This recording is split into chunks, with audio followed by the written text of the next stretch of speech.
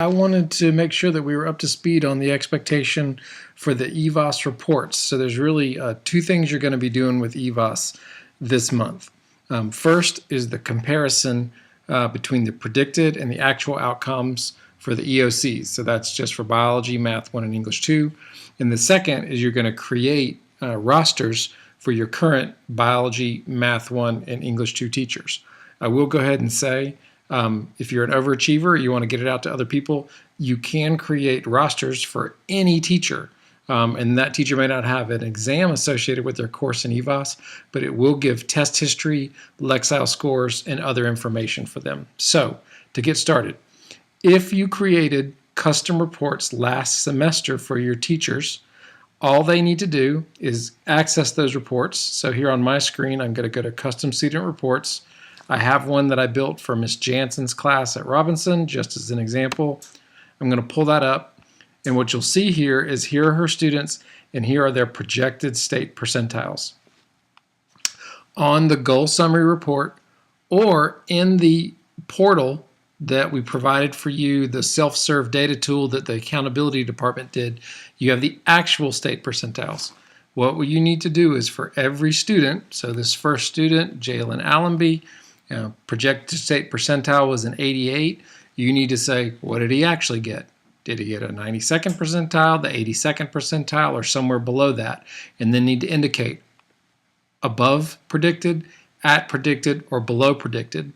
And then just do a general report. What we're going to do is we're going to do an activity where we chart all of this when we come back together for our March meeting. Now, let's say you didn't build custom reports, and so you don't have that from first semester. You will need to go through with your teachers and do one of two things.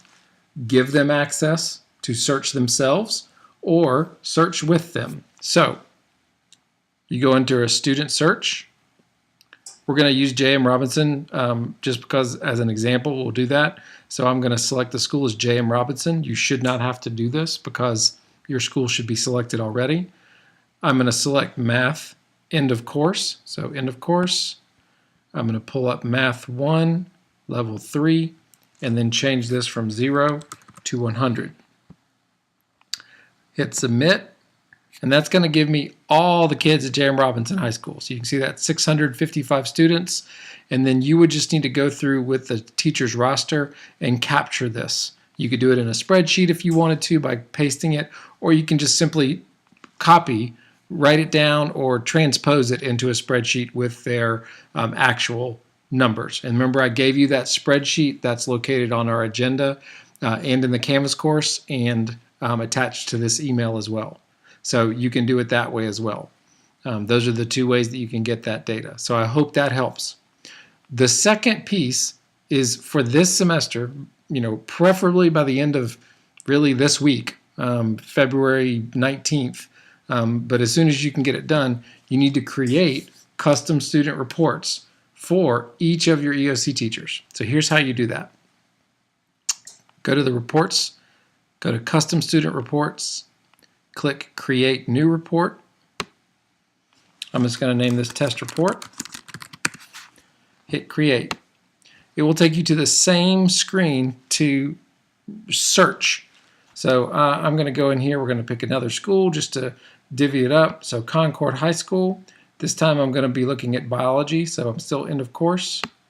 Now I'm going under Biology Level 3, 0 to 100, and then Submit. What you'll notice is that this time you have these check boxes on the left-hand side. You're going to go through, you'll have the teacher's roster laying beside your computer, or you'll be working with a partner, or you'll be sitting with the teacher. And he or she will call out the first name. Okay, Genesis Adai, check. Joseph Ajero, check. Brandon Alexander. And you're going to go through and check all the names for that teacher's class. So this is going to be where I called it test report. You would call it Miss Loy biology first block. Then you're going to do Loy second block. Then you're going to do Loy fourth block. So that teacher's got 3 custom reports. So you select all the names for all the kids in this class. I'm just selecting random names. And then up at the top and at the bottom, you get the same choices. Hit Add Selected Students. And so those 12 students are now added to that custom student report. So if I'm back at the EVAAS home screen and I go to custom student reports, now that report called test report is available, and you can see that I can pull it up, I can add students, I can rename it, or I can delete it. So I'm going to hit test report. There are those. Now the teacher doesn't have access to this yet, and you will need to have access to the principal's login to do this, because as you'll notice, you and I in an AP login and in mine don't have the admin tab up here. We have home search, account, contact, but we don't have admin.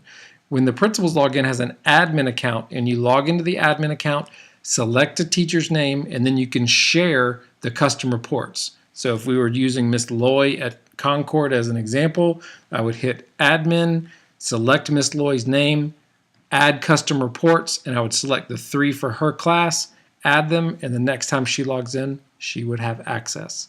So I hope that helps. I know it's a quick video. Please call me. You know you can call me. I'll be glad to sit down with you, talk to you on the phone, or just walk you through it via email.